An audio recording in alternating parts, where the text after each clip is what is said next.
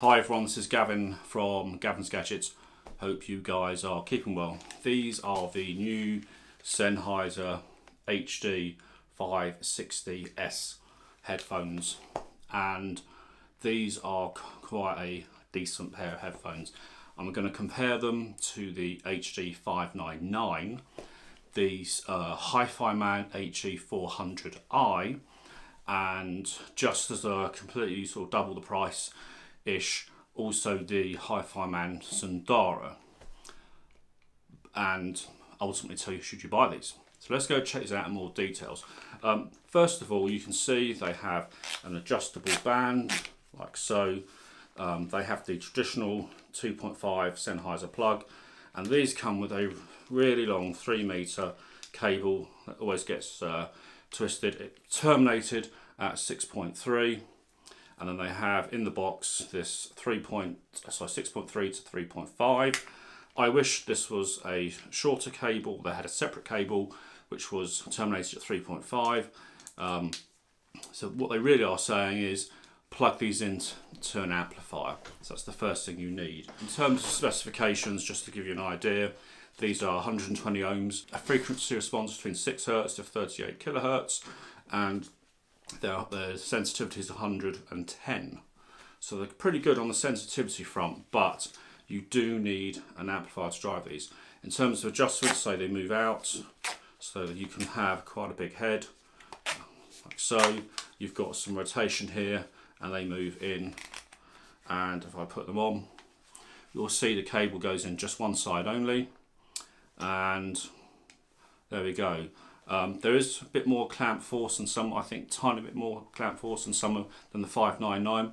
But let's go and talk about how these compare between the other headphones. So another new headphone that just came out, if I grab this, is the HiFiMan HE400i. This is a planar magnetic, the same price, £169.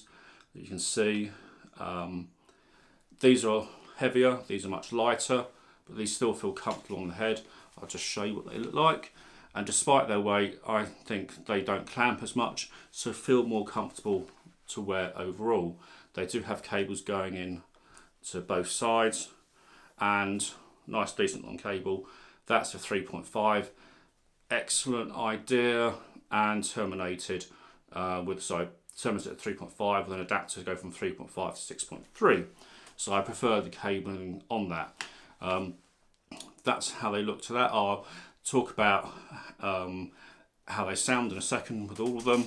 So these are my trusty 599s here. They have far less clamping force, far less. I haven't bent these or anything. They just have far less clamping force, and they, weight-wise, are probably pretty close. Again, like so. These do have 3.5. I've got an adapter here, like so. But I've got to be honest, there's quite a big difference between these two, beside the colour, which I'll cover off. And the last one, which I'll talk about from a sound quality point of view, comparison, is the Sundaras, which are double the price, but I thought I'd just bring them in. Before I go into sound quality, you can actually run these balanced, and what I have here is a 2.5 plug on this end, and this goes into the here, and I can run this cable here. I'll put a link in the description box, the one I bought myself, so you can run these in balance.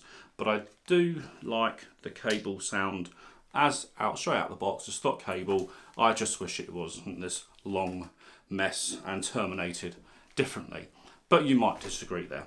So how do these sound? First of all, I'll leave a description of all the tracks that I tested all these headphones on in the description box below. It's the same playlist that I decided to use going forward on all headphones. So for starters, these are infinitely better than the 599, infinitely better, but they are harder to drive. These are 120 ohms versus 50. So you do need some form of amplification to get the most out of them, but it'd be worth it. So you could have a Bluetooth amp like the FiO BTR5 if you're running off your phone, or just something if you want something like the hi-fi hip DAC or the FiO Q3. There's lots of different little things that you can use, but definitely worth having some amplification. When you've done that, the detail, so these have far more soundstage than the HD599. Actually, just grab do the comparisons. So HD599 are a lovely pair of headphones. These way better, more soundstage on these, more detail, more presence. They are more forward. You are more involved in the music. The musical experience is engaging. So whether or not it plots perfectly on a graph, who cares? What does it sound like? How does it sound? Vocals are rich, so there's a lot of warmth, and you'll sit there tapping your toes to the music. Absolutely brilliant. So it's got a lovely mid-range. Sennheisers have lovely mid-range, nice detail in the treble. There's a bit more bass on the 560Ss than the 599 as well, for more punchier. And overall, these would be the ones I'd pick over the 599 any day of the week. Any day of the week. But because these have been out a bit longer, sometimes you do see these on sale, even though they are recommended retail prices are the same, and you can pick these up a lot less. I would pay more and get these. These are the Planag Magnetic HE400i HiFiMans, the new model for 2020. That cost the same, exactly the same. Comfort wise, they're very comfortable. They actually probably weigh more, but they feel very comfy because they're nice thick ear cups, and I prefer there's less clamping force than these. The clamping force doesn't bother me, but I'm just being honest, there is a slight clamping force on them. But I say these are heavier, but being Planag Magnetics, they're more neutral. In terms of how they sound, they have a more airy presentation, so everything feels more spacious. The treble's brighter. You may like that, you may not, and otherwise it's quite neutral. It's a very fast headphone for rock and stuff like that. It moves very dynamically, very quickly, and that's an advantage it has over the 560S. So you have a choice. If you really love the Sennheiser sound, you'll love these.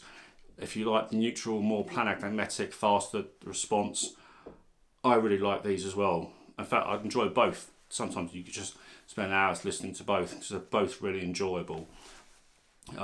Slight edge, I do like Planag Magnetic sound personally, but I think you will still love these as well. And finally, if I had to pick one headphone to rule them all, I would always go the Sundara. It's double the price, so what you expect. It's just better in every aspect and more enjoyable. But overall, I think this is a surprise update from Sennheiser.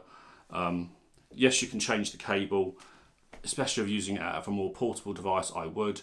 But you can't go wrong. I'll leave lots of links to all the headphones so you can find out more about them or what the latest pricing is on them, and also links to all the tracks that I use to test these. Any questions, I will always answer all your questions. I'll put a question down below. This is Gavin from Gavin's Gadgets. Catch you guys soon. Bye for now.